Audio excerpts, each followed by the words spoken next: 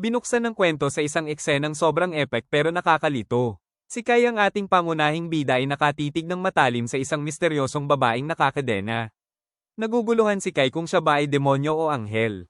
Tapos biglang humingi ng tulong ang babaeng iyon. Pero nahirapan si Kai maniwala na may nilalang na katulad niya na hihingi ng tulong sa tao. Kasi ang mga tao at iba pang lahi ay matagal nang nakulong sa isang malaking digmaan. Ang kakaiba, sobrang inosente ng babaeng may pakpak na ito at wala siyang alam tungkol sa digmaang iyon. Dahil dito, nainis si Kai dahil pakiramdam niya siya lang ang nakakaalala kung ano ang tunay na mundo. Pagkatapos ng moment na iyon, umurong ang kwento sa pamamagitan ng flashback. Dito makikita natin ang routine ni Kai sa pagbabantay sa Crep, ang libingan ng mga mapanganib na nilalang. Gusto ng mga kaibigan niya na tapusin na niya ito ng mabilis, pero para kay Kai, napakasagrado ng trabahong ito. Bilang konteksto, ang mundong ito ay tinitirhan ng 5 pangunahing lahi. Una, ang mga demonyo na may napakalakas na magic. Pangalawa, ang celestial, ang mga half-human na tulad ng anghel at fairy. Pangatlo, ang mga espiritu o astral beings tulad ng multo. Pang-apat, ang mga cryptid, higanteng halimaw tulad ng dragon. At ang pinakahuli, ang sangkatauhan. Dati, nagkaroon ng matinding away ang 5 lahi na ito. Kaya naman napakahalaga ng papel ni Kai at ng kanyang crew mula sa Urja Federation sa pagbabantay sa Crep kung saan nakasil ang mga demonyo para hindi na maulit ang malaking digmaan. Gaya ng dati, maingat na binantayan ni Kai ang Crep ng buong 300 segundo. Pagkatapos niyang suriin ang lahat, napagpasyahan niya na ang mga demonyo ay nakasil pa rin. Ang kasamahan niyang si Aslan ay napailing sa pagtataka kung bakit napaka-strikto ni Kai. Sumabat si Saki na nagbibiro na maganda ang sitwasyong ito para mag-relax, lalo na at walang nakatakas na demonyo sa loob ng 1 siglo. Pero pinaalalahanan ni Kai ang kanyang crew na ang pagbabantay sa sil ay isang ganap na tungkulin.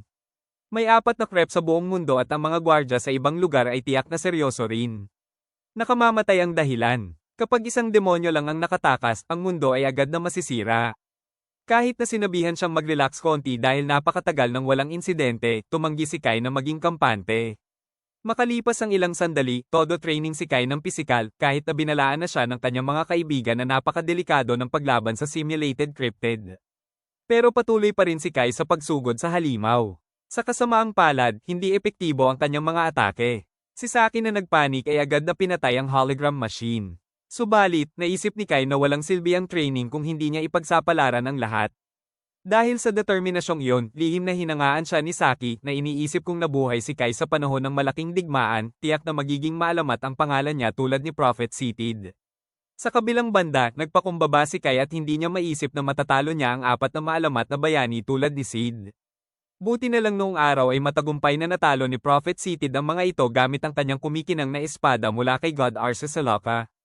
Ang kakaiba, kahit na napakaraming ebidensya ng pagkakaroon ng 4 na bayani, ang ebidensya ng pagkakaroon ni Seated ay wala ni kahit kay Titing. Pagkatapos ng mabigat na usapang iyon, iniba ni Saki ang paksa. Ikinwento niya na ang kanilang kaibigang si Jen ay na-promote at gustong-gusto niyang magdiwang. Grabe, si Jen ay inilipat sa main headquarters sa edad na 17 pa lamang, kaya naging pinakabatang elite sa kasaysayan. Kaya naman naramdaman ni Saki na dapat nilang bigyan siya ng isang espesyal na regalo, hindi tulad ng suggestion ni Aslan na flower basket mismo. Sa gitna ng diskusyong iyon, may natanggap na mensahe si Kai mula kay Jen na agad na kinuha at binasa ng malakas ni Aslan. Nakagulat ang laman nito, na niyaya ni Jen si Kai na magkita silang dalawa lang at hiniling na pumunta siya. Nagpanik si Kai at sinabi ni Lei na hindi galing kay Jin ang mensaheng iyon. Sa kasamaang palad, naghinala na si Aslan. Dahil dito, nagpas siyang tumakas si Kai palayo doon. Kinaumagahan, tinupad ni Kai ang kanyang pangako na makipagkita kay Jen, masaya siya dahil ang babaeng karaniwang huli ay dumating ng tama sa oras. Nagtaka si Jen kung bakit napakaayos ng pananamit ni Kai at chill lang na nagpaliwanag si Kai na kakatapos lang niya ng kanyang umagang training. Ang totoong dahilan ni Jen ay gusto niyang may kasamang mamili ng regalo para kina Saki at Aslan. Sa gitna ng pamimili, nalungkot si Jen na baka hindi na niya sila makita muli. Pero tiniyak ni Kai na tiyak na babalik si Jen bilang isang mahusay na commander sa loob ng 2 taon. Hula ni Jen na sa hinaharap, siya at si Kai na lang ang matitira sa mundo ng militar, kaya sina Saki at Aslan ay tiyak na magiging sibilyan na. Pumayag naman si Kai, pero alam niyang inis si Jen at sinubukan niya itong pasiglahin dahil tiwala siya na ang kakayahan ni Jen ay hihigit pa sa kanyang ama. Pagkatapos ng may sensinang usapang iyon, muli silang nagsaya. Subalit, lihim na naghahanap si Kai ng isang bagay para sa kanyang sarili. Sa huli, pinuri ni Jen si Kai dahil tinulungan siyang pumili ng isang astig na regalo. Tapos na ang pamimili, nagpatuloy ang kanilang usapan tungkol noong dinala siya ng ama ni Jen para makita ang crepe noong siya ay 10 taong gulang. Ikinwento ni Kai kung paano niya nakita ang maalamat na espada ni Sid at muntik na niyang makuha ang kumikinang na espadang iyon sa araw na iyon. Dito, unti-unting naging seryoso si Kai habang pinag-uusapan ang kahalagahan ng pananatiling nakakulong ng mga demonyo sa crepe. Sa gitna ng tensyonadong sitwasyong iyon, sumabad si Jane at nagtanong tungkol sa kanilang kinabukasan. Chill na sumagot si Kai na babalik si Jen sa loob ng 2 taon. Pero ang totoo, gusto ni Jen na gumawa sila ng isang pangako para sa mas malayong kinabukasan. Subalit bago pa man makasagot si Kai, may kakaibang nagsimulang mangyari. Nagpanik si Kai at tinanong ang sarili kung siya lang ba ang nakakakita ng nakatutuwang pangyayaring ito. Habang nag-uusap pa si Jen, natulala si Kai sa takot nang makita si Jen na dahan-daang sinipsip sa isang black hole at nawala. Pagkatapos noon, isang misteryosong tinig ang umalingaw na nag-anunsyo na ang mundo ay nagre-rewind na at oras na upang buwagin ang buong realidad. Makalipas ang ilang sandali, nagbalik ang malay ni Kai pero natagpuan niya ang kanyang sarili na nagising sa isang madilim at magulong mundo. Lalong naging totoo ang nakatutuwang sitwasyong ito nang may lumitaw na higanteng demonyo sa harap niya. Walang paabi, nagpakawala ang halimaw na iyon ng isang mabangis na magic attack. Buti na lang, nailigtas ni Kai ang sarili gamit ang kanyang scabbard bilang emergency shield. Hindi pa rin makapaniwala si Kai sa katotohanan ang maalamat na demonyong iyon ay totoo. Ayaw mamatay ng walang kabuluhan, kinuha ni Kai ang kanyang espada at nilagyan ito ng bala. Napaka-versatile ng kanyang sandata dahil bukod sa pagpapaputok ng matatalim na bala, kaya nitong kanselahin ang magic ng dragon. Ang kakaiba, ang higanteng dragon ay nakakapagsalita at sobrang nagulat sa kakayahan ni Kai. Tapos chill na ipinaliwanag ni Kai na gumagamit siya ng modified bullets. Kahit na ganun, patuloy pa rin ang pag-atake ng demonyo pero hindi man lang natakot si Kai. Pinalapit niya ang distansya, ipinamalas ang isang napaka-epikong tapang. Hindi maaarak ng espada ni Kai ang balat ng demonyo. Pero matalino siyang gumamit ng pagkakataon at pumutok ng point blank. Sa sobrang pagod na halos mamatay, ipinaliwanag ni Kai na ang bala na kanyang ginamit ay ginagaya ang hininga ng isang scripted dragon. Ito ang unang pagkakataon na ginamit niya ang balang iyon. Pero masaya si Kai dahil gumalaw ang kanyang katawan gaya ng sa training. Ngayon ay mas kumpiyansa siyang kaya niyang harapin ang demonyo sa totoong mundo. Eksakto sa sandaling iyon, may ibang demonyong lumitaw na nang mamaliit sa katatawanan ng mahinang tao na nag-iisip na kaya niyang manalo. Sa una ay mukhang napakahusay magsalita ng demonyong ito sa wika nila. Subalit, malamig na ipinaliwanag ng demonyo na ang epektibong paraan upang kontrolin ang alipin ay ang gamitin ng kanilang wika. Labis na naguluhan si Kai kung bakit siya tinawag na alipin. Eksakto ng madilim ang paligid, may sumagip kay Kai sa pamamagitan ng paghagis ng nakakasilaw na flashbang. Tapos pareho silang tumakas. Ang babaeng sumagip ay nagulat sa kanyang crew na nakuha na niya ang target na gala. Nagtanong din siya kung saan nanggaling si Kai. Nagulat si Kai nang makita na ang babaeng ito ay si Saki, ang kasamahan niya sa koponan mula sa orihinal na mundo. Subalit ang kakaiba, si Saki ay hindi man lang siya nakilala. Sinubukan ni Kai na paalalahanan na magkaibigan sila, pero sina Saki at Aslan ay nagmura na hindi pa nila siya nakikita kahit kailan sa buong buhay nila. Tuluyan ng naguluhan si Kai nang sabihin niya na galing sila sa parehong ahensya ng militar. Tinitigan nila siya na para bang nagsasalita siya ng ibang wika at pagkatapos ay ipinaliwanag na sila ay mga sundalo na lamang ng paglaban. Ngayon ay si Kai naman ang naguluhan ng ipaliwanag ni Saki na sila ay kabilang sa rebeldeng hukbo ng mga tao. Ito ay nagdulot ng mas maraming tanong. Pagkatapos ng pagtatalo, buong detalye na ikinwento ni Saki ang kasaysayan ng mundo kay Kai. Akala ni Saki ay nawala ang alaala ni Kai dahil sa trauma matapos lumaban sa demonyo, ipinapalagay na nakalimutan na ni Kai ang lahat. Ikinwento nila ang madilim na katotohanan na nagkaroon ng malaking digmaan ng 5 lahi at ang sangkatauhan ay lubusang natalo. Siyempre, sobrang nagulat si Kai dahil sa kanyang alaala ay nanalo ang mga tao. Hindi nagtagal pagkatapos noon, ipinakilala ni Aslan si Kai sa Neo Ezel, ang huling kanlungan ng mga tao sa ilalim ng lupa. Binabantayan ng rebeldeng hukbo ang lugar na iyon ng mahigpit upang protektahan ang mga mamamayan mula sa pagsalakay ng ibang lahi. Nagtaka si Kai kung paanong natalo ang mga tao ng gano'n na lamang sa malaking digmaan. Gayunpaman, nina Aslan at Saki ay hindi na nais pang mag-abala na magpaliwanag. Itinuro na lamang nila kung gaano kalakas ang demonyong kakalaban pa lamang ni Kai. Pagkatapos ay ipinaliwanag nila na ang mga demonyo ay sumalakay sa malalaking grupo. Higit sa lahat ng mga banta na iyon, bawat lahi ay may tinatawag na pinakamataas na boss na tinatawag na bayani. Ang paliwanag na ito ay sobrang pamilyar kay Kai. Eksakto sa sandaling iyon, dumating ang pangunahing crew sa susunod na lokasyon ni Aslan at ipinaliwanag na maraming mga lungsod ng paglaban na lahat ay binabantayan ng main headquarters. Ang commander ng hukbo dito ay lubos na iginagalang at para bang bumagsak ang puso ni Kai nang makita na ang commander na iyon ay si Jane. Ang nakakabaliw, lahat ng tao doon ay nag-aakalang si Jane ay lalaki. Pagkatapos ay ipinakilala ni Aslan si Kai na ang alaala ay Lito. Nang palis na si Jean, buong tapang na pinigilan siya ni Kai. Sinubukan niyang pukawin ang alaala ni Jean tungkol sa kanilang dalawa na magkasamang namili kamakailan lang. Natural lang na inakala ni Jean na mali ang tao si Kai. Diretso tuloy na nagtanong si Kai kung bakit nagpapanggap na lalaki si Jean at pagkatapos ay pinaalalahanan siya tungkol sa kanyang dating ambisyon na higaitan ng kanyang ama. Labis na nagulat si Jen nang marinig ito. Ang sundalong si Feren ay dahan-daang sumulong upang mamagitan at si Jen ay nagmamadaling umalis. Sa wakas, pinatuloy ni Kai si Kai upang magpahinga. Kinagabihan, nagsaliksik si Kai ng mga makasaysayang dokumento at napagtanto ang isang nakatutuwang bagay.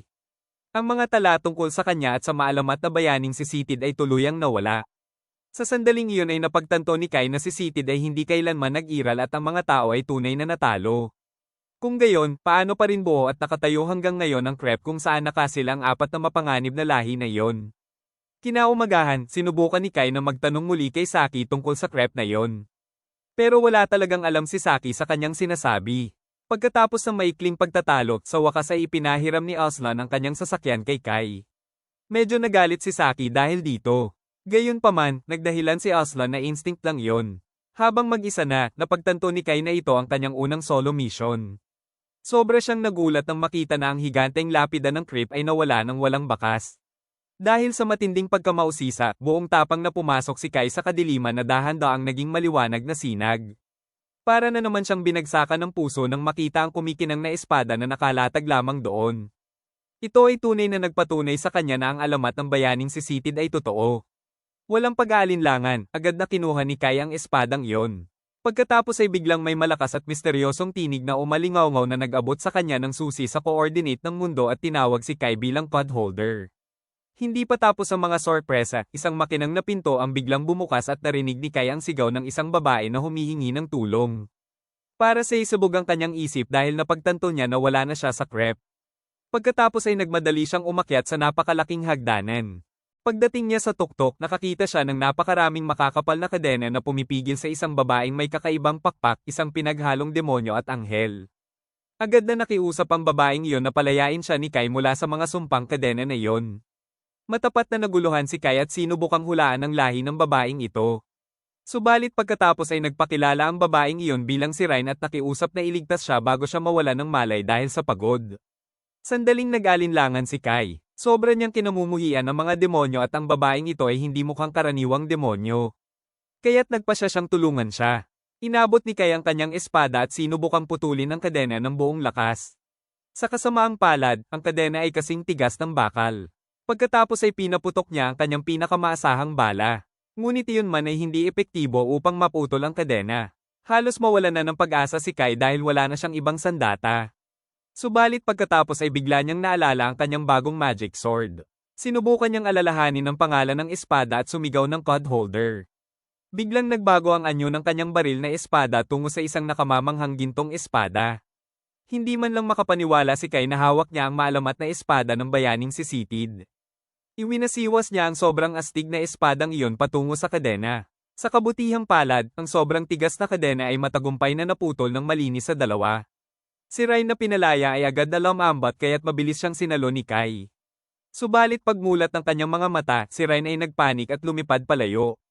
Sumigaw siya na inuutusan ng isang babaeng nagngangalang Vanessa na lumabas para makipag-rematch. Nagreklamo siya kung gaano kawalan ni Vanessa na magpadala ng mahinang demonyo upang patayin siya. Bago pa man makapaliwanag si Kai na hindi siya demonyo, naglunsad na si Ryan ng magic attack dahil sa sobrang pagkamuhi niya sa mga demonyo. Naiwasan ni Kai ang unang atake ng may chill na estilo. Sa kasamaang palad, hindi siya makatakas sa pangalawang pagsabog ng enerhiya kaya nagsisi siya na nag-abala pa siyang tumulong.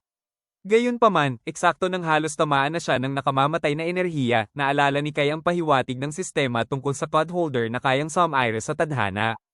Kaya't agad niyang tinaga at winasak ang magic sphere ni Rito.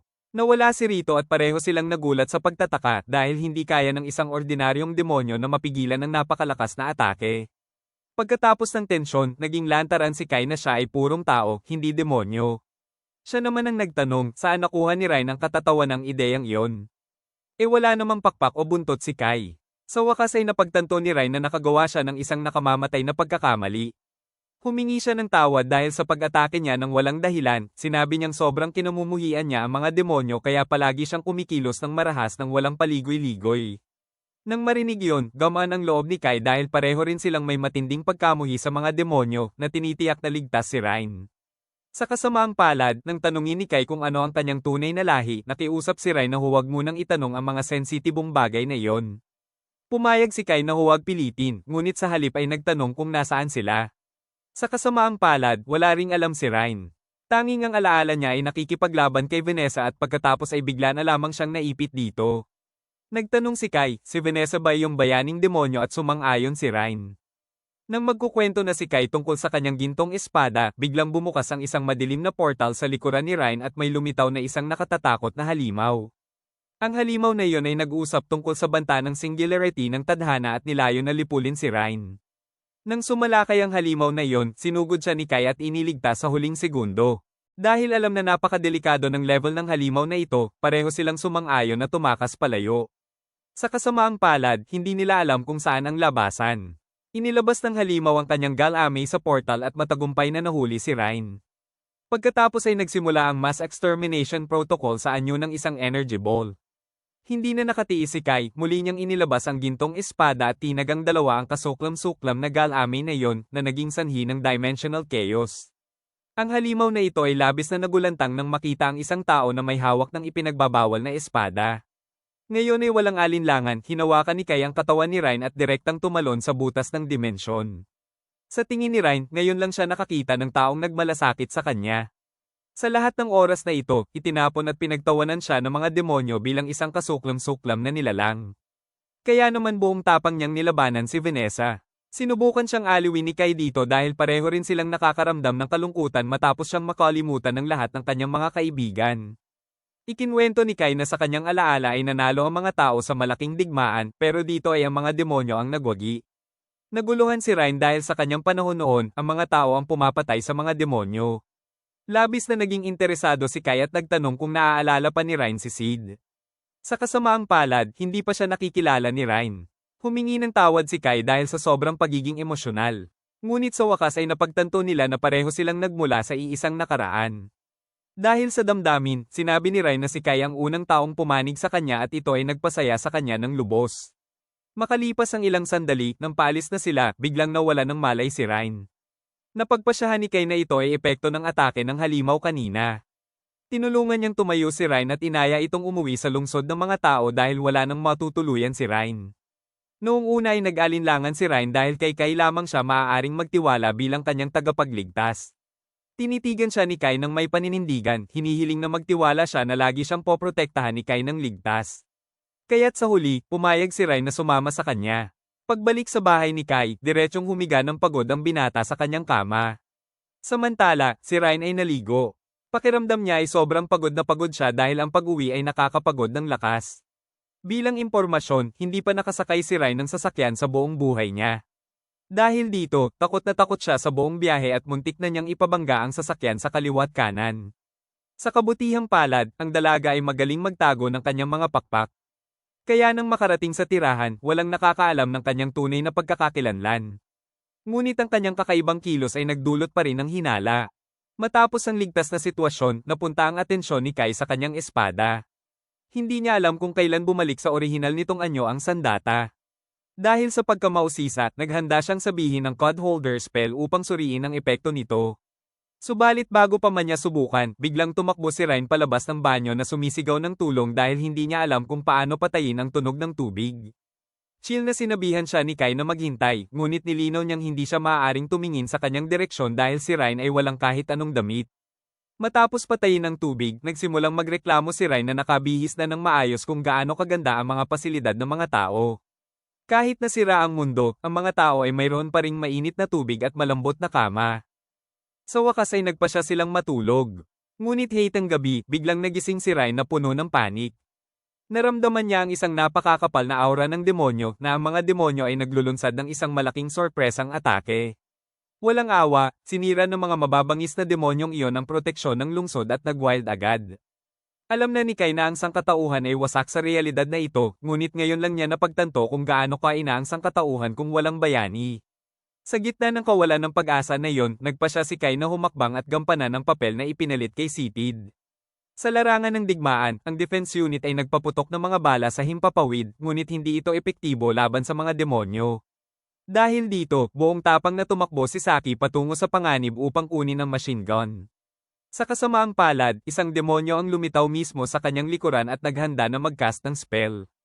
Sa kabutihang palad, sumalpok si Kai ng may epikong estilo, iniligtas siya at pinabagsak ang halimaw.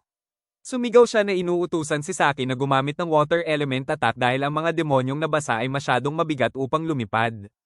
Habang sumisidi ang kaguluhan, napansin ni Kai ang isang tusong demonyo na nag-cast ng curse upang gawing bato si Aslan. Mabilis niyang pinaputokan ng anti-magic bullet, sinira ang curse, at matagumpay na nailigtas ang kanyang buhay. Ngunit sa sobrang liksi, dumula si Kai at tinulak ang unang demonyo habang mabilis namang nagpaputok si Ryan ng nakamamatay na magic sa pangalawang demonyo. Matapos ang labanan, pinuri ni Kai ang lakas ni Ryan. Gayunpaman, hindi pa rin siya sigurado na kaya nilang iligtas ang lungsod na ito ng mag-isa. Tumakbo palapit sina Aslan at Saki na may gulat na mukha at binomba siya ng mga tanong kung paano niya nagawang sirain ang magic gamit ang bala at patumbahin ang halimaw gamit ang kanyang kamao. Ipinaliwanag ni Kai ang totoo na siya ay nagmula sa isang alternatibong mundo kung saan nanalo ang mga tao sa digmaan at doon nagmula ang kanyang estilo ng pakikipaglaban at mga espesyal na bala. Sa kasamaang palad, hindi pa rin sila makapaniwala sa mga nakatutuwang usapan tungkol sa timeline na iyon. Pagkatapos ay biglang nakatanggap si Aslan ng emergency na ulat na 2 demonyong scouts ang nakatakas. Kung mag-ulat sila sa headquarters, ang buong hukbo ng mga demonyo ay tiyak na darating upang lipulin ang natitirang sangkatauhan. Seryosong sinabi ni Aslan na kailangan nilang iulat kaagad ang krisis na ito sa rebel military headquarters. Nakiusap si Saki na sumama si Kai sa grupo dahil ang kanyang lakas sa pakikipaglaban ay napakahalaga kaya tiyak na matutuwa si Jane na tanggapin siya. Pumayag si Kai na sumali at nagmamadali silang pumunta sa headquarters sa mga guho ng Royal Capital. Matagal nang wasak ang lugar na iyon, ngunit iyon mismo ang pangunahing dahilan. Ang mga demonyo ay hindi mag-aaksaya ng oras sa paghahanap ng headquarters sa isang tambak ng mga basura. Ang ama ni Jen ang nag-isip ng napakatalino na ideyang iyon. Ngunit dahil nagretiro siya 2 taon na ang nakalilipas dahil sa pinsala, si Jen na ngayon ang pumalit sa estratehikong posisyong iyon. Kinagabihan, inanyayahan ni Jane si Kai na magkita silang 2 lamang. Dahan-dahan na siyang nagsimulang maniwala dahil bihira ang nakakaalam ng lihim na siya ay tunay na babae at ang mga palayaw na iyon. Gayunpaman, hindi siya agad naniwala ng buo. Kahit na ganoon, inamin ni Jane na ang kasanayan sa pakikipaglaban ni Kai ay napaka-inaasahan. Pagkatapos ay inilatag niya ang isang pinagsamang plano kasama ang ibang mga lungsod upang itaboy ang mga demonyo. Ngunit mahigpit na tumanggi si Ryan dahil ang taktika na iyon ay magdadala lamang ng mas maraming hukbo ng mga demonyo. Lalo na kung ang mga mataas na antas ng demonyo ay makialam, ang hukbo ng mga tao ay tiyak na magiging wasak. Alam ni Jen ang nakamamatay na panganib na iyon, ngunit wala siyang ibang pagpipilian. Eksakto sa sandaling iyon, nagbigay si Kai ng isang napakabaliw na ideya na sapat na upang talunin nila ang isang pangunahing target, si Vanessa na bayaning demonyo. Itinuring ni Jane iyon na purong pagpapakamatay. Gayunpaman, lubos na tiwala si Kai na ang kanyang holder sword ay kayang lampasan ng halimaw na iyon. Sinabi niya na siya at si Rini ay susulong upang haminin si Vanessa ng direkta. Kailangan lang niya si Jean at ang kanyang mga sundalo upang pigilan ang natitirang mga demonyo sa labas. Matapos ang mahabang pag-iisip, sa wakas ay pumayag si Jen at naghanda na silang agawin muli ang Urza Federation. Tumalo ng eksena na nagpapakita ni Kai at Kai na abala sa paghahanda para sa malaking labanan. Kahit na nagreklamo siya kung gaano niya kinamumuhian ang iba't ibang uri ng nilalang, kinamumuhian niya ang mga demonyo dahil sa kanilang tuso, kinamumuhian ang mga espiritu dahil sa nakakatakot na aura, kinamumuhian ang mga cryptid dahil sa mabangis na instinct, kinamumuhian ang celestial dahil sa katigasan ng ulo, at kinamumuhian ang mga tao dahil sa sobrang kahinaan. Ngunit ang pangunahing problema ay kinamumuhian niya ang kanyang sarili dahil siya ay may kaunti sa lahat ng mga katangiang iyon. Pagkatapos ay lumipat ang eksena sa hukbo ng Urza Federation na nagsimula ng magmarcha patungo sa Government Palace. Hindi pa rin makapaniwala si Kai na ang kanilang maliit na grupo ang haharap kay Vanessa. Sa tingin niya ay may pag-asa pa ang planong ito dahil si Jin ang namumuno. Ngunit natatakot pa rin siya. Tinanong niya kung ano ang magagawa ng 4 na tao lamang. Ipinaliwanag ni Kai na ang maliit na hukbo ay ang susi upang makarating kay Vanessa ng mabilis nang hindi napapansin. Naunawaan ni Saki, ngunit hindi pa rin siya natutuwa na sumali sa mapanganib na planong ito.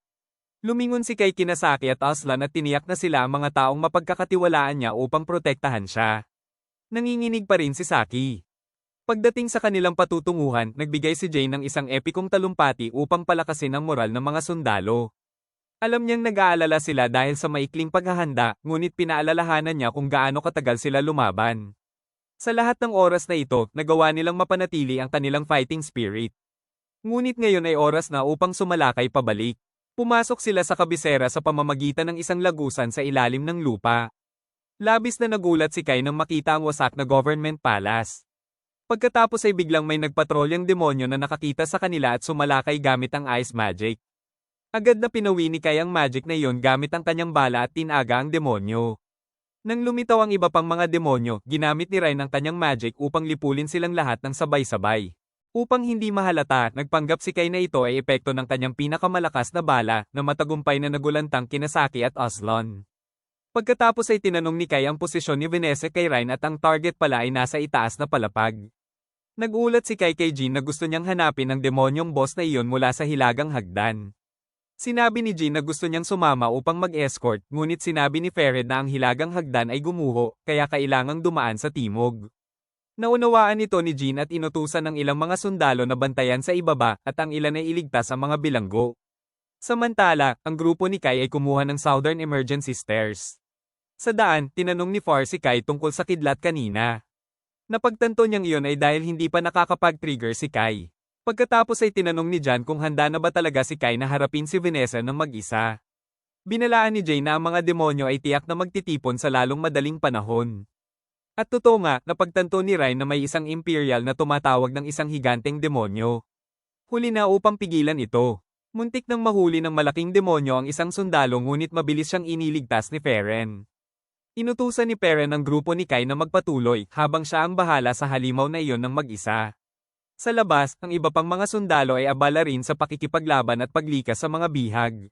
Samantala, ang grupo ni Jin ay pumasok sa isang silid at si Jin ay direktang tinamaan ng kidlat mula sa kaaway. Ang kakaiba, siya ay ganap na maayos. Napagtanto ni Rene na si Jen ay nakasuot ng sagradong light cloak na gawa ng mga fairy na sobrang lakas sa pagpigil ng magic.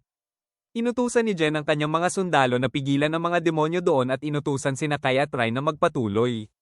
Si Kai at ang kanyang grupo ay gumagamit na ngayon ng mga espesyal na armband. Nagulat si Saki na malaman na kayang itago ng device na iyon ang mga ito. Muntik nang mabuka ni Ryan ang tungkol sa magic ng mga engkanto. Ngunit binalaan siya ni Kai. Sa wakas ay nagdahilan si Ryan na ito ay isang kagamitang ginawa ng isang henyong tao na gumagaya sa magic ng mga anghel sa pamamagitan ng pagbaluktot ng liwanag. Kapag may dumaan na demonyo, talagang gumagana ang device at sa wakas ay nakarating sila sa fuse room. Inutusan ni Kai sina Saki at Aslan na mag-standby doon para maglagay ng electric fish kung kailangan ni Kai ng kadiliman upang makatakas mamaya. Pagkatapos noon ay nagpatuloy si Kai at si Ryan ng magkasama. Sa kasamaang palad, bigla nilang narinig ang infrared alarm ng gusali. Matapang silang nagpatuloy at nakatagpo ng isang grupo ng mga demonyo na sadyang sinasamantala ang sistemang iyon. Sinabi ng demonyo na iminungkahi ni Vanessa na gamitin ang CCTV ng mga tao upang sila ay makapagpahinga. Hinamak ng demonyo ang suicide mission ni Kai at nilayo na gawin silang laruan. Nang sila ay salakayin, mabilis na pinalipad ni Rini si Kai palayo patungo sa hagdan ng boss. Hinarang ni Ryan ang daan ng mga mababang demonyo at inutusan si Kai na magpatuloy. Naguluhan ng mga demonyo dahil naamoy nila ang iba't ibang lahi mula kay Ryan. Sinabi ni Ryan na hindi rin niya alam, ngunit labis niyang kinamumuhian ang mga demonyo at handang durugin ang mga ito. Sa wakas ay nakarating si Kai sa silid ni Vanessa at labis siyang nagulat na makitang ang bayaning demonyo ay isang napaka-sexing succubus. Sa kabilang banda, si Jen ay nakikipaglaban pa rin ng husto sa ibaba. Nang atakihin ng fire magic sa malapitan, pinrotektahan siya ng peri na si Zuba. Ang kanyang espada ay biglang nagbago ng anyo sa isang busog upang patayin ang demonyong iyon. Nagbabala ang demonyo na ang paggamit ng purong magic item ay mauubos ang buhay ng tao. Malamig na sumagot si Jane na handa siyang magsakripisyo para sa sangkatauhan. Pagkatapos noon, isa pang demonyo ang bumagsak upang sumalakay kay Jen mula sa itaas. Ngunit pumasok si Feren upang iligtas siya. Tinanong ng demonyo kung si Feren ba ang knight ng Nagadrek. Gayunpaman, malamig na itinanggi ito ni Feren. Samantala, si Jen ay nakatingin sa itaas na puno ng pag-asa na manalo si Kai. Pagkatapos ay lumipat ang eksena sa itaas na palapag. Tinanong ni Vanessa na may pag-aasar kung hindi ba nagulat si Kai na ang pinakamalakas na demonyo ay nasa anyo ng isang sexy. Malamig na sumagot si Kai na hindi siya nagulat kahit kaunti. Sa una ay nilayo ni Panisa na akitin si Kai upang maging alipin, ngunit ang reaksyon ni Kai ay lubhang hindi inaasahan. Pagkatapos ay naisip ni Panisa na si Kai ay isang commander na nakasuot ng pericloak. Gayunpaman, iginiit ni Kai na siya ay isang tagalabas lamang mula sa isang alternatibong mundo kung saan si Vanessa ay natalo na. Siyempre, hinamak ni Vanessa ang nakatutuwang kwentong iyon. Kahit na ganoon, mahina hong ipinaliwanag ni Kai na sa orihinal na kasaysayan, ang malaking digmaan ay matagal nang natapos. Natuwa si Anisa at nagtanong kung sino ang taong may kakayahang talunin siya.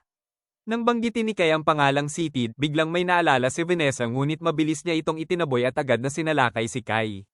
Sa kabutihang palad, matagumpay na nakansela ni Kai ang spell na iyon. Matapos ang pagpapalitan ng mga ilusyonaryong atake, napagtanto ni Vanessa na ang sandata ni Kai ay napakakaiba. Nang hilingin ni Kai na maniwala siya, itinaboy siya ni Vanessa bilang isang mapagmataas na tao at nagpakawala ng isang lahi na sumisira ng spell na Humanig sa buong gusali. Ang kahanga-hanga, ginamit ni Kai ang code holder upang makayanan yon. Nagulat si Vanessa nang makita ang isang taong nakatayo pa rin. Biglang lumitaw si Rini at hinampas si Vanessa ng lightning magic. Nakita ni Kai na si Ryan ay sugatan dahil sa pakikipaglaban sa mga demonyo sa ibaba. Nagpanik si Ryan nang maramdaman ang pagyanig ng gusali at inakalang patay na si Kai. Kaya't nagpasya siyang sundan ito sa itaas. Nang haminin ni Rini si Vanessa, lumitaw ang isang nakatatakot na halimaw mula sa nakaraang portal at ginapos ang succubus. Napagtanto ng halimaw na si Vanessa ay nahawahan ng ipinagbabawal na salita, si Sitid. Kaya't nilayo nitong burahin ang pagkakaroon ni Vanessa. Ngunit naghimagsik si Vanessa at pinalaya ang sarili at gumanti ng isang sobrang malakas na fire spell na sumugat sa halimaw na pinilit itong tumakas. Namangha si Kaimo sa nakita niyang napakalakas na kapangyarihan ni Vanessa. Inamin ni Ryan na si Vanessa sa lumang mundo ay hindi ganito kas-in-depth. Pagkatapos ay nag-focus si Vanessa upang puksain ang dalawa. Alam ang pagkakaiba ng antas, sinugod ni Rini si Vanessa at inutusan si Kai na tumakas. Gumawa siya ng shadow person mula sa spirit magic upang palawigin ang oras. Sa kasamaang palad, madaling sinira ito ni Vanessa. Bago pa man puksain ni Vanessa si Ryan, buong tapang na tumalon si Kai upang atakihin at ibaling ang atensyon ng kaaway sa kanya. Matagumpay na naharang ni Kai ang sunod-sunod na pag-atake ni Vanessa kahit na siya ay bogbog na bogbog. Hindi makapaniwala si Ryan na handang mamatay si Kai para sa kanya. Sa halip, tinawanan ni Vanessa si Ryan, tinanong kung gusto ba niyang maghiganti o tumakas sa takot. Dahil sa pagkadismaya, sa wakas ay ginamit ni Ryan ang lahat ng kanyang orihinal na kapangyarihan. Nagbago ang kanyang katawan sa isang ganap na anyo na nagpapakita ng mga katangian ng 5 lahi ng sabay-sabay. Matagumpay niyang naapi si Vanessa. Gayunpaman, lumabas na si Vanessa ay naglalaro lamang sa kanya. Tinanong ni Vanessa kung bakit hindi ginamit ni Ryan ang form na ito mula sa simula. Pagkatapos ay hinulaan niya na si Ryan ay talagang takot na tawaging halimaw. Nagsimulang umiyak si Ryan dahil totoo ang sinabi ni Vanessa. Nagnanais na mamatay ng magkasama, buong tapang na hinawakan ni Rene si Vanessa at itinanim ang isang nakamamatay na curse.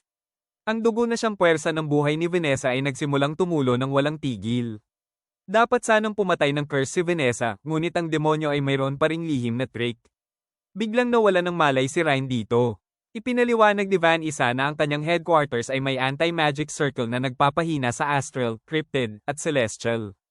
Dahil si Rini ay pinaghalong tatlo, ang epekto ay tumama ng triple. Pagkatapos ay naghanda si Vanessa na magpakawala ng isang panghuling nakamamatay na pagsabog upang puksain si Ryan. Sa nakakagulat na paraan, ang pagsabog na iyon ay naharang ni Kai na buhay pa. Pinakalma ni Kai si Ryan sa pagsasabing ang pagbibigay ni Ryan ng oras ay nakatulong sa kanya na bumangon. Hindi sila makapaniwala na nakaligtas si Kai. Lihim na nagpasalamat si Kai na iniligtas siya ni Kay ngunit itinago niya ito. Tinawag ni Pain si Kai na isang maswerteng basura. Sumagot si Kai na lalaban siya ng buong lakas para kay Ryan. Ngumisi si Panisa at hinamon si Kai na patunayan ang kanyang potensyal bilang bayani ng sangkatauhan. Iginiit ni Kai na hindi siya bayani ng sangkatauhan, ngunit lumalaban siya bilang kinatawan ng buong sangkatauhan. Sumagot si Vanessa sa pamamagitan ng pagtawag ng isang mini-meteor. Ngunit epikong tinaga at winasak ito ni Kai gamit ang cod holder. Dahil sa pagkagulat, nagsimulang mag-cast si Vanessa ng isang Hellfire Storm. Eksakto sa sandaling iyon, nagbigay ng senadorya si Kai kay Aslan sa ibaba upang patayin ang mga piyos ng kuryente. Bumagsak ang gusali sa ganap na kadiliman. Sinubukan ni Vanessa na i-detect ang magic mula sa espada ni Kai at pinaputok ang kanyang apoy ng walang taros. Ngunit nang manipis ang alikabok, nagulat si Vanessa nang makita na si Rey ang may hawak ng espada habang si Kai ay nasa likuran na mismo niya. Nagbunga ang matinding pagsasanay ni Kai. Kinaladkad niya si Vanessa sa isang malakas na combo punch. Pagkatapos ay inihagis ni Ryan pabalik ang espada upang magawa ni Kai ang pumuputol na pagtabas bago mawala. Inamin ni Vanessa ang kanyang pagkatalo sa tao. Matapos ang pagbagsak, nagsimulang gumuho ang kanyang katawan. At sa sandaling iyon, ang kanyang orihinal na alaala tungkol kay Sitid at sa reinkarnasyon ng mundo ay muling dumaloy. Ipinaliwanag ni Vanessa na may isang entity na sadyang nagbago ng kasaysayan at dapat hanapin ni Kai ang mastermind.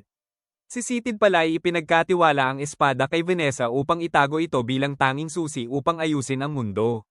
Binalaan ni Vanessa si Kai tungkol sa isang nakamamatay na magic na tinatawag na Zero Cut at pagkatapos ay pinuri ang kabayanihan ni Kai at may pagkaseksing nagpahayag ng pag-asang makapagsaya muli kasama niya sa hinaharap. Mabilis na kumalat ang balita ng tagumpay at nagsimulang bawiin ng hukbo ng mga tao ang Urza Federation. Habang lahat ay nagdiriwang, napagtanto ni Kai at Rai na ang mundo ay baligtad at nagpasya silang maghanap ng paraan upang gawing normal ito. Makalipas ang ilang sandali, dumating si Jin upang magpasalamat. Gama ng pakiramdam ni Kai na nanalo, ngunit ipinasa niya ang usapin ng pagpapaunlad ng lungsod sa mga katutubo. Pumayag si Jane at nagsiwalat ng isang bagong plano na pumunta sa frontline upang palayain ang tatlong iba pang federasyon na sinasakop pa rin. Nakiusap si Jin na sumama sina Kai at Rini, nangangako ng buong bayad at suporta. Namangha si Kai kung gaano nakatanda si Jen sa mundong ito. Napakalayo kay Jen sa kanyang mundo na pambata pa rin. Kahit na ganoon, nakipagkamay si Kai at tinanggap ang alok. Sa pagtatapos ng kwento, bumaba sila upang salubungin ang mga sundalong masayang sumisigaw. Sa gitna ng euphoria na iyon, bulong na sinabi ni Kai kay Rai na wawakasan niya ang digmaan ng 5 lahi, magiging bayani ng sangkatauhan at hahanapin ang mastermind sa likod ng reinkarnasyon ng mundo. Matapos ang matinding labanan, nagising si Rene mula sa isang bangungot na tumakas mula sa halimaw. Sa kanyang panaginip ay may isang misteryosong lalaki na nagbigay ng malabong payo. Di nagtagal ay nalaman niyang nasa sasakyan na siya patungo sa IO Federation. Nagreklamo si Aslan dahil binigyan agad sila ng bagong misyon, ikakatapos lang nilang talunin ang mga demonyo. Pinaalalahanan ni Nasaki at tangin na si Jen ang huling pag-asa ng ibang mga bansa, kaya wala silang pagpipilian. Samantala, naalala ni Kaing ang pangyayari pagkatapos ng labanan. Noong panahong iyon, sinabi ni Renny na amoy demonyo siya. Pagkatapos ay biglang lumitaw si Hein Merrill, ang kapatid ni Vanessa, na sumalakay. Buong tapang na hinarang ni Kai gamit ang cod holder at sinundan ng block ni Ryan. Si Jean Merrill, ang bagong malaking succubus boss, sa halip ay nagpasalamat na natalo si Vanessa. Isiniwalat niya na ang mga demonyo ay sadyang hinayaang hawakan ng mga tao ang kabisera upang makapagpahinga mula sa digmaan. Kaya't nag-alok siya ng isang kasunduan, hawak ng mga tao ang kabisera hanggat ang ibang mga teritoryo ay sa mga demonyo. Iminungkahi din ni Merrill na patayin ni Kai ang tatlong iba pang lahi upang sila ay magkawatak-watak. Maging sexy, gusto pa niyang halikan si Kai kung magtagumpay. Tahasang tinanggihan ito ni Kai. Bago umalis, nagbanta si Anim Merrill na kukunin niya ng puwersahan ang gusto niya sa hinaharap at binalaan si Kai na mag-ingat kay Alfrea. Bumalik sa kasalukuyan, pinaalalahanan ni Kai ang kanyang koponan na ang kanilang misyon ngayon ay tulungan ng rebel army ng IO na talunin ang Celestial. Sumang-ayon sina Toki at Kai na ang Celestial, ang mga fairy, dwarf, at anghel ay mas tuso at magaling sa magic kumpara sa mga demonyo. Hindi nagtagal, nagulat si Jin na ang rest stop ay 2 kilometro na lang. Ngunit biglang inutusan sila ni Ryan na nabuksan ang hatch at nakakita sila ng isang higanteng dragon. Hindi epektibo ang mga putok ng sundalo sa kaliskis nito. 2 sasakyan pa ang nawasak. Walang paabi, nagpaputok si Rini ng kidlat na nagkunwaring putok ni Kai na matagumpay na nagpatakbo sa dragon. Agad na inayos ni Jin ang convoy upang gamutin ang mga nasugatan. Sa camp, sina Kai at Rini ay nakakuha ng magkasamang tent. Tumanggi si Rini na utusan na matulog sa tent ng mga babae dahil hindi siya komportable. Pagkatapos ay biglang pumasok sina Jen at Feren. Inutusan ni Feren si Kai na magbantay sa loob dahil sa takot na malaman ng ibang sundalo ang pagkakakilanlan ni Jen bilang babae, at nagbanta siyang huwag gumawa ng kalokohan dahil manipis ang pantulog ni Jen. Sa loob, masahe ni Ryan si Jen, pinag-usapan nila ang dragon kanina na pinaghihinalaan nilang especially iya lamang ng mga demonyo. Humingi ng paumanhin si Jane kung siya ay masyadong gumagalaw sa kanyang pagtulog. Sa kasamaang palad, hindi makatulog si Kai ng gabing iyon dahil mahigpit siyang niyakap ni na Jen at Ryan mula sa magkabilang panig. Kinaumagahan, habang hinuhugasan ng kanyang mukha, ang lalaki ay dahil sa pagpupuyat sa pagbabantay kay Jean. Pinili ni Kai na manahimik at hayaan ang maling akala na iyon. Habang naglalakad patungo sa lungsod ng Kopia, chill na kumain si Ryan ng ligaw na prutas. Nagpanik si Kai nang sabihin ni Rini na nang alay ang kanyang dila, siguradong iyon ay lason. Pagkatapos ay ipinaliwanag ni Feren na ang pagsalakay ng Celestial ay naging dahilan upang ang Fairy Forest at lungsod ng mga tao ay magkadikit. Pagdating sa headquarters, sila ay masayang sinalubong. Isiniwalat ni Feren kay Jean na ang kanilang commander na si Dante ay nagpahayag na ng kanyang sarili bilang emperador, sa totoo lang siya ay isang mahinang lalaki na madaling maghinala. Nang makilala si Kabir, ang assistant ni Dante, sinalubong sila nito at may naamoy itong kakaibang aura. Si Dante naman ay matalas na sinisi sila sa pagiging huli at inakusahan si Jen na gusto siyang agawan ng kapangyarihan. Si Jen na tamad makipagtalo ay direktang sinermonan si Dante, sinabing walang silbi ang titulong emperador kung hindi ka marunong manguna sa frontline. Si Dante ay malinaw na nabigla at nahiya. Sa strategy meeting, nag-alok si Jen na manguna sa reconnaissance, at kahit na tinanggihan ni Dante ng may pangungutya, ang kanyang tapang ay lalong nagpahanga sa mga sundalo. Kinagabihan, nag-alinlangan si Aslan sa luto ni Ryan. Pagkatapos ay tinukso niya si Kai tungkol sa kagandahan ni Kabir na naging dahilan upang tumango rin si Ryan. Kinaumagahan, buong tapang na nagreke si Jen sa kagubatan. Patuloy na nagreklamo si Dante habang lihim na pinuputakti ni Kabir upang lalong maging paranoid si Dante tungkol kay Jen. Pagbalik mula sa recon, ibinigay ni Jen ang Perry Patrol route. Nangangati na si Ryan na makipag-away. Ngunit pinaalalahanan ni Kay na kailangan nila ang buong lakas ni Ryan upang harapin si Alfrea mamaya. Sa kabilang banda, si Dante na lalong naiinggit ay nabulag ng baliw na ideya ni Kabir na atakehin ang Perry Forest ng palihim para sa kapakanan ng kanyang reputasyon at inutusan ng kanyang mga tagapayo na manahimik. Kasabay nito, ipinaalam ni Rini kay Kai na si Kabir ay malamang na hindi tao. Ang eksena ay lumipat sa lumulutang na kastilyo kung saan nagpasya si Alfrea na putulin ang relasyon ng pagkakaibigan sa Perry at Dwarf. Biglang sumalakay si Alfrea at ikinulong ang Great Elder Perry sa isang kristal na piitan. Ang ataking iyon ay nagtulak kay Ryan, ang babaeng pari ng Perry, upang mapunta sa kagubatan. Nang magising, inutusan ni Rin ang kanyang mga tao na manatiling kalmado at nagsimulang gumawa ng ibang plano. Bumalik sa kagubatan, iniulat ni Perry na nawawala ang relasyon ni Dante. Naghinala si Kay na ito ay isang bitag ni Kabir, ang Perry spy. Habang naghahanap, nakakita sila ng bitag na sadyang nakasabit sa itaas ng puno. Pagkatapos ay biglang nakaamoy si Ryan ng Perry at pinangunahan sila. Hindi inaasahan, natapakan nila ang isang portal spell at direktang na-teleport sa Perry Village. Ang mga gwardya ng nayon ay nais silang dakpin ngunit lumitaw si Kabir na nag-alok ng barter, palalayain si Dante bilang kapalit ng tulong ni Jen na labanan ang mga anghel. Pagkatapos ay dinala sila ni Kupir upang makilala si Riren. Nakiusap si Riren na iligtas ang Great Elder mula kay Alfrea na ngayon ay naging malupit. Napagtanto ni Kay na ginagamit lamang ng Perry ang mga tao upang hindi direktang makipag-away sa mga anghel. Mahigpit na tumanggi si Fari dahil sa takot na maloko at hiniling niya ang isang mahalagang buhay bilang garantiya. Sa huli, si Ren mismo ang nag-alok na maging sangla. Nagpanik si Kabir ngunit matigas si Ren na maaari siyang patayin ni Jen anumang oras kung may pagtataksil. Binigyang diin ni Reren na ito ay isang panganib na dapat gawin upang ang kanyang mga tao ay hindi maging alipin magpakailanman. Pagkatapos ay inutusan niya ang kanyang mga tao na umatras upang hindi magsimula ng digmaang sibil at inanyayahan ang grupo ni Kai na umupo upang talakayin ang mga detalye. Pagdating ng gabi, nagbantay si Kai habang si Rini ay mahimbing na natutulog sa tabi niya. Nilapitan siya ni Ren at naguluhan sa pag-uugali ng tao na matigas ang ulo na magbantay at magsindi ng bonfire, iyon ay maaaring maging isang beacon na umaakit ng kaaway. Tiniyak ni Reren kay Kai na hindi sila aatake habang natutulog hanggang sa matapos ang kontrata. Gamaan ang pakiramdam ni Kai dahil dito. Nagtaka si Ren at matalas na nagtanong kung ang kapangyarihan ni Kai na tumalo sa bayaning demonyo ay sapat na upang pabagsakin si Alfrea. Iginiit ni Preren na kung hindi sapat ang kapangyarihan ni Keiga, lahat sila ay mamamatay ng walang kabuluhan sa kastilyo ng mga anghel. Nagbanta rin siya na hindi dapat tumakas si Kai sa laban na ito. Sinusubukang ibahin ng paksa, tinanong ni Kai kung kilala ni Ren ang isang tao na nagngangalang Sitid. Ngunit sinabi ni Ren na hindi niya alam at umalis. Iniwan mag-isa, nagmuni-muni si Kai. May sagot ba si Alfred tungkol sa reinkarnasyon ng mundo? Tulad ng ipinahiwatig ni Vanessa tungkol sa apat na bayani. Kinaumagahan, nagpasya silang pumasok sa kastilyo ng mga anghel. Si Saki ay abala sa pakikipag-ugnayan sa headquarters, umaasang may padala ang kanilang mensahe. Tinanong ni Kai ang lokasyon ng kastilyo kay Riren. Ipinaliwanag ni Raiden na ang tunay na kastilyo ng mga anghel ay nasa itaas mismo nila. Pagkatapos ay pinaganya niya ang isang double gate upang ilipat sila. Napagtanto ni Kai na ito ay isang advanced na double-layer defense system at hinulaan na ito ay para sa pagpigil sa mga tao. Ngunit itinaboy ito ni Reren na ang mga tao ay masyadong mahina upang bantayan. Ang mga anghel ay nagmamalasakit lamang sa ibang mga lahi. Hindi nagulat si Kai sa mapagmataas na ugali na ito. Pagdating doon, sinalubong sila ng amoy ng nasusunog na laman at nakita nila ang mga anghel na nag-aapoy at namamatay. Nagtaka si Rairen kung sino ang may gawa. Samantala, lihim na naisip ni Kai na ang kaguluhang ito ay maaaring maging kapaki-pakinabang sa kanila. Nagpasalamat si Feren na may gabay silang Perry dahil imposibleng makapasok dito ng mag-isa.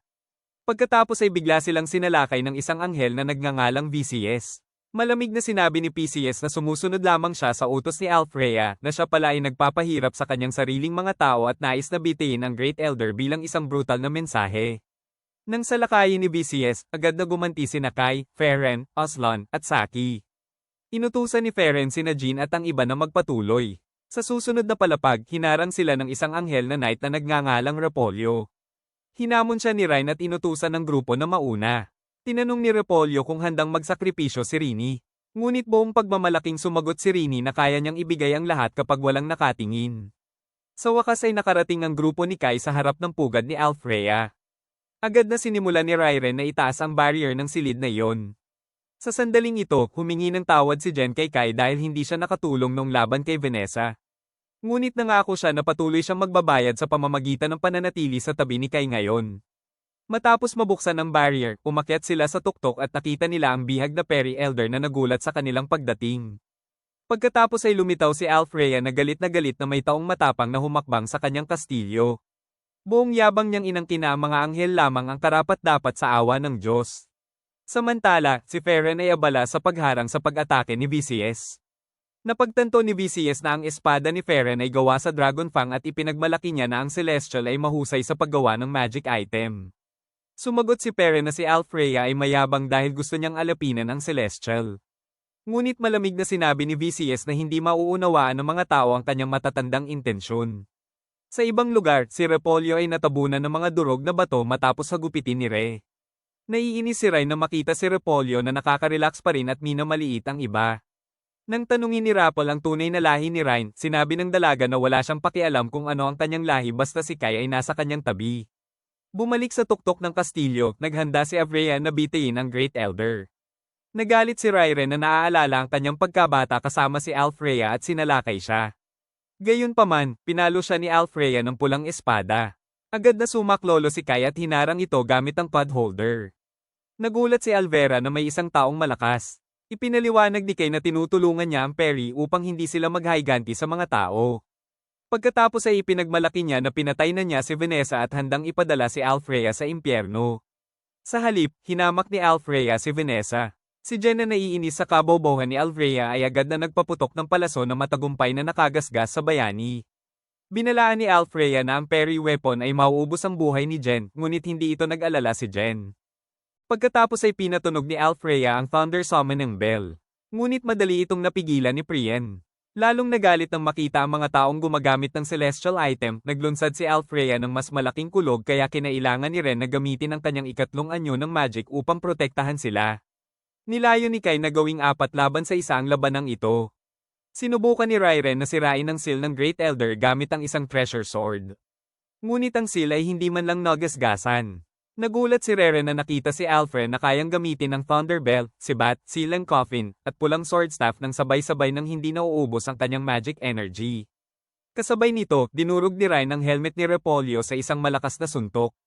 Samantalang matagumpay na nataga ni Feren ang magic source ni VCS salamat sa tip ni Kai. Sa huli, sina VCS at Repolyo ay parehong sumuko. Inutusan ni Repolyo si Rini na sumulong upang iligtas ang Great Elder. At lumabas na ang dalawang anghel na ito ay sadyang natalo dahil matagal na silang naghihintay ng pagkakataong ito mula nang magbago si Alfrea. Hiniling ni Visas kay Fari na ipaabot ang kanyang paghingi ng tawad kay Rayrendet Agong. Si Farnachil ay tumanggi na patayin ang isang kaaway na hindi seryoso at inutusan si BCS na ihatid sila sa boss room. Bumalik sa tuktok na labanan, nagpakawala si Restrizer ng shockwave na nagpabagsak kay Jay ngunit si Ryan nakakadating lang ay matagumpay na nailigtas siya. Nagpasalamat si Jane at nangakong hihingi siya ng buong paliwanag kay Kay pagkatapos ng digmaan. Naguluhan si Alfreya nang makita ang pinaghalong anyo ni Ryan.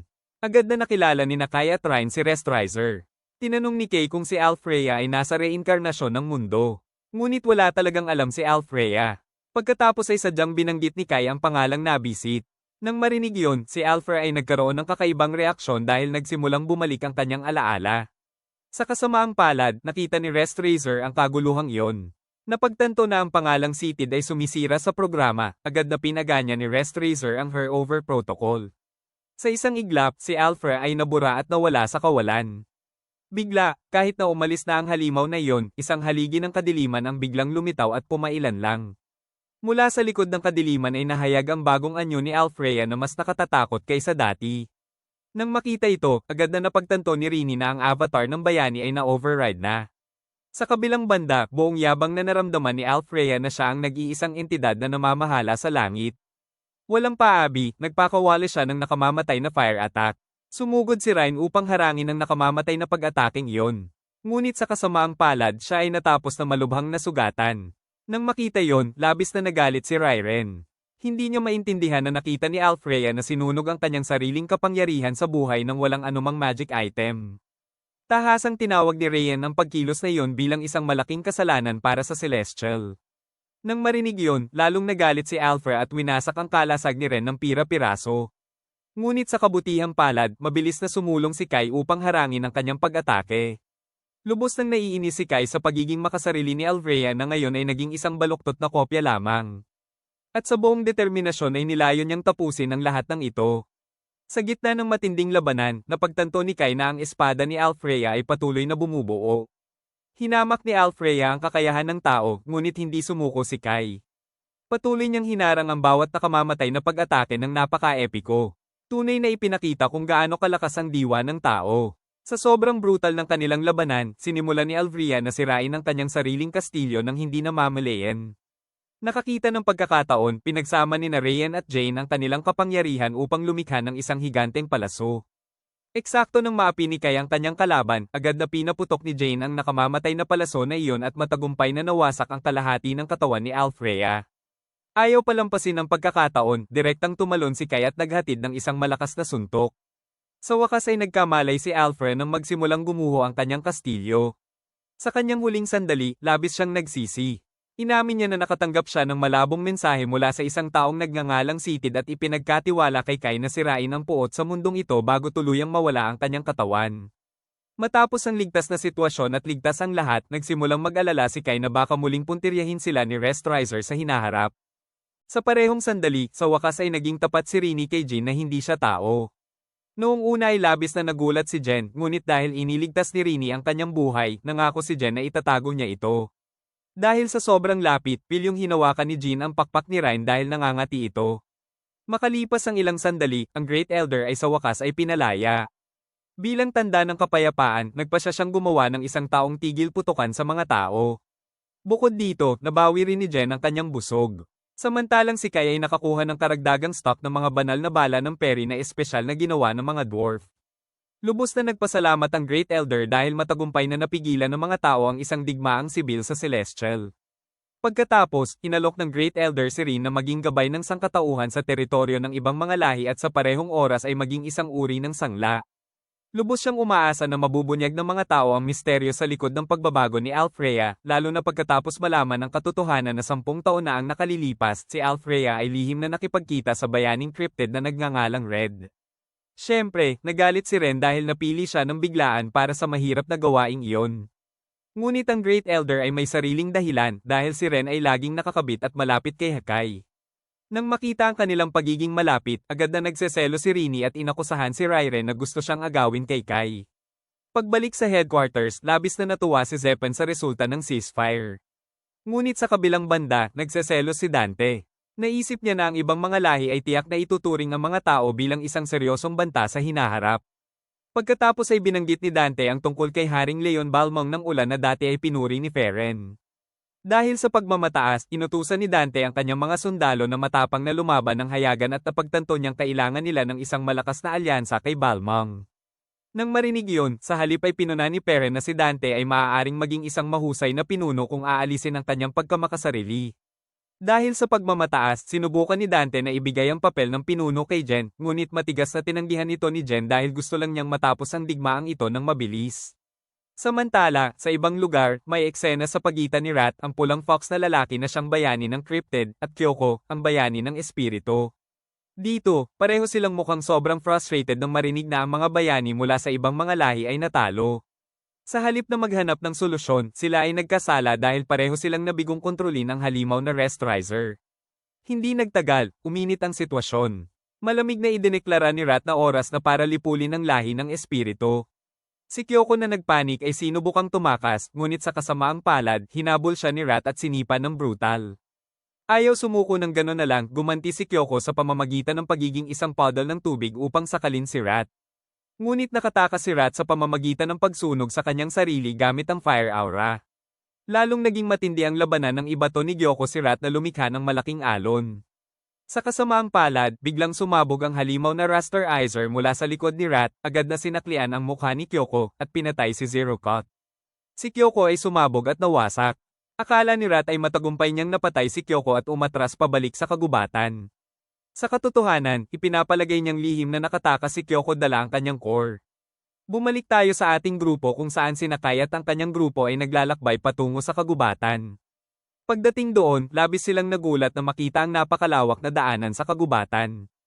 Ipinaliwanag ni Ren na iyon ay daanan ng isang higanteng porcupine na halimaw na may sukat na 10 metro na mahilig mangolekta ng ginto at madaling sirain ang sasakyan. Nang marinig yun, nagkatinginan sina Saki at Aslan na may nag-aalalang mukha. Ngunit sa kabutihang palad, agad silang pinatahimik ni Reiren at sinabing ito nga ang pinakamabilis na ruta patungo sa timog. Sa kabilang banda, si Rina ay labis na nagseselos dahil si Ren ay nakaupo sa harapan, katabi mismo ni Kai. Bilang impormasyon, si Reiren ay kasalukuyang gumagamit ng illusion magic upang magpanggap bilang kinatawan ng IO Foundation upang hindi malaman ng ibang tao ang kanyang tunay na pagkakakilanlan. Sa gitna ng paglalakbay, biglang tumawag si Jen sa radyo upang tanungin ang tinatayang oras ng pagdating sa Wulan Foundation. Sumagot si Rayred na mga 3 araw pa. Ngunit biglang naging tensyonado ang sitwasyon nang hindi sinasadyang makita ni Feren ang bahagi ng kagubatan na tila may kumain. Labis siyang naghinala na ito ay gawa ng isang cryptid. Siyempre ito ay kakaiba dahil nasa teritoryo pa sila ng Perry. Kinagabihan, nagpa siya ang grupo na magtayo ng kampo at mag-relax sa hot spring. Pagkatapos maligo, nakuha ni Kai ang tungkulin na magbantay sa harap ng tent ng mga babae. Tama nga ang hula ni Kai. Wala pang 5 minuto, nag-away na sina Ren at Rhyme kung sino ang may mas magandang sukat ng dibdib. Dahil maingay na, pinaghiwalay sila ni Jen dahil may mas mahalagang bagay na dapat pag-usapan. Pagkatapos ay sinimulan ni Jen na talakayin ang misteryo ng Cod Holder, ang fenomeno ng reinkarnasyon ng mundo, at syempre ang halimaw na Razor na kung saan ay palaging lumilitaw sa mga kritikal na sandali. Matapos ang mahabang talakayan, sumang-ayon silang maging sobrang alerto sa Restrizer na ito. Kahit na nagreklamo si Ren na lagi siyang parang manhid sa takot tuwing nakikita niya ang nakatatakot na halimaw na iyon. Habang masayang nag-uusap, biglang nagkaroon ng kaguluhan dahil sa pag-atake ng behemoth na halimaw. Ang kaguluhan ay ang mga ordinaryong bala ay hindi epektibo, parang sinubukan na nilang barilin gamit ang Dragon Bullet. Ngunit ang bersyon ng behemoth na ito ay sobrang overpowered kumpara sa nasa orihinal na mundo. Sa nakikitang lumalalang sitwasyon, inutusan ni Jen ang kanyang mga sundalo na umatras. Hindi makatalon, nagbigay ng ideya si Kay na puntiryahin ang magic organ ng halimaw. Pagkatapos ay nakuha ni Kiren ang gawain na akitin ng halimaw papasok sa gubat. Nagsimula ang epikong pagtutulungan. Nagkalat si Kai ng paralyzing spores. Sinundan nito ni Rai na sinaktan ng halimaw ng kidlat at tinapos ni Kai ng point-blank shot sa ulo ng behemoth. Sa kasamaang palad, nagpumilit pa rin ang halimaw na atakihin si Rey. Dahil sa reflex, agad na ipinagtanggol ni Kai si Ryan hanggang sa siya ay malubhang nasugatan. Nang makita si Kai na nasugatan, si Ryan na nagpanik ay agad na nag-teleport ng halimaw ng direkta sa isang fire trap hanggang sa ito ay masunog. Umiyak si Ryan ng hikbi, pakiramdam niya ay may kasalanan. Ngunit ang kahanga-hanga si Kay na duguan ay mas nag-aalala pa rin sa kalagayan ni Ryan. Walang pag-aalinlangan, agad na ginamo ni na Jen at Reren ang sugat sa balikat ni Kai. Habang nagpapagaling, biglang nagkaroon ng kakaibang panaginip si Kai. Sa kanyang panaginip, may isang misteryosong tinig mula sa kagubatan na tumawag sa kanya bilang anak ng tadhana. Paggising, napagtanto ni Kai na si Jin ay nakaranas din ng eksaktong parehong panaginip. Dahil sa pagkamausisa, hiniling nilang dalawa kay Ren na ihatid sila sa pinagmulan ng misteryosong tinig na iyon. Samantala, inutusan sina Aslan at Nasaki na bantayan ang kampo. Dinala sila ni Ren sa isang lumang batong gusali na una nilang inakala ay isang ordinaryong guho. Ngunit agad na napagtanto ni Kay na ang gusali ay isang monolith, isang crypt, ang lugar kung saan nakasil ang ibang mga lahi sa kanyang orihinal na mundo. Pagdating doon, inutusan sila ng walang anyong tinig na pumasok. Ang kakaiba, si Rini lamang ang hindi nakakarinig ng tinig na iyon. Sa wakas ay hiniling ni kay Reren na magbantay sa labas. Pagpasok sa loob, nakakita sila ng isang malaking silid na may isang estatwa ng pamana. Lumalabas na ang tinig ay nagmula sa estatwa na iyon. Ipinakilala ng estatwa ang sarili bilang ang Diyos ng Propatia na nagngangalang Arceus Salaka. Sobrang nagulat si Kai dahil ang Diyos na ito ang nagbigay ng maalamat na espada kay Sitid. Pagkatapos ay mahabang ikinwento ng Diyos na siya ang lumikha ng Cod Holder upang protektahan ng sangkatauhan noong ang reinkarnasyon ng mundo ay nagbago ng kasaysayan at nabura ang pagkakaroon ni Sitid. Binigyang diin ng Diyos na ang kasalukuyang pakikibaka ng sangkatauhan ay ang tanging katotohanan sa gitna ng pekeng mundong ito. Dahil dito, itinalaga ni Duara sa Loka si Jen bilang bagong bayani ng sangkatauhan na pumalit kay Sitid. Samantalang si Kai ay itinuring lamang bilang isang anomalya. Simula dito, ang misyon ni Jen ay talunin ang 4 na bayani ng ibang lahi kasama ang halimaw na Riser upang maibalik ang mundong ito. Bagamat ang magiging resulta ay misteryo pa rin. Matapos ang epikong pagpupulong na iyon, sa wakas ay lumabas sila sa guho. Nagreklamo si Rai na ang tinig ay nakakapagpakalma ngunit sa parehong oras ay nagbibigay ng masamang pakiramdam. Upang mabawasan ang pag-aalala, sinubukan ni Kai na pakalmayin si Ryan at tiniyak na ang lumikha ng Cod Holder ay hindi maaaring maging kaaway ng sangkatauhan. Si Rere na naghintay ng mahabang panahon ay nakiusyoso kung bakit sila nagtagal sa loob.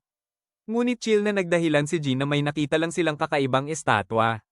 Sa paglalakbay pabalik sa kampo, inutusan ni Rairen si Rini na pumili ng Winter Sage Fruit na mahusay bilang spiritual medicine upang pagalingin ang sugat ni Kai. Sa sandaling ito, gumawa si Kai ng isang matamis na pangako kay Jen na lagi siyang sasamahan at tutulungan hanggang sa huling patak ng kanyang dugo upang wakasan ang nakatutuwang digmaang ito. Nang marinig iyon, naging interesado si Jen at nagtanong kung ano ba talaga ang relasyon nila sa orihinal na mundo ni Kai. Matapat na sumagot si Kai na noon sila ay magkasamang manggagawa at magkaibigan mula pagkabata.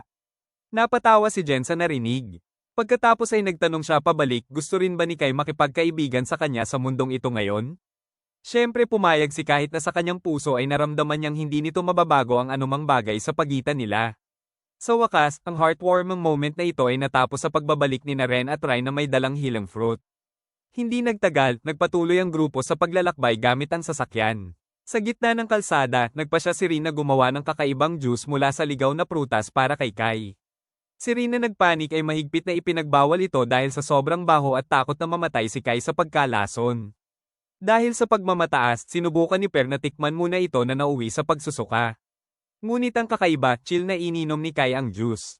Eksakto sa sandaling iyon, nagulat si Jen sa radyo na malapit na sila sa hangganan ng Wulan Federation.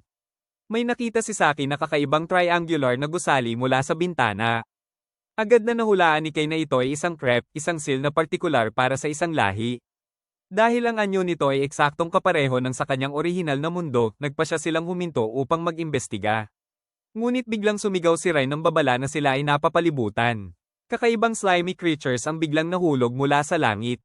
Sinubukan nilang barilin ng slime spirits ngunit sa kasamaang palad, hindi epektibo ang mga ordinaryong sandata.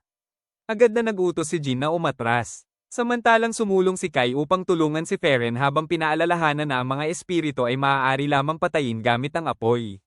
Sa kabutihang palad, sa kritikal na sandaling iyon, isang pangkat ng mga sundalo ng Wulan Federation na pinamumunuan ni Balmang ang biglang lumitaw na may dalang mga flamethrower at agad na sinunog ang mga halimaw. Pagkatapos ay binati ni Balmang si Feren na parang matandang kaibigan at pinuri ang katapangan ng grupo ni Jin. Kahit na si Feren ay mukhang hindi komportable kay Balmang na mahilig makipag-usap.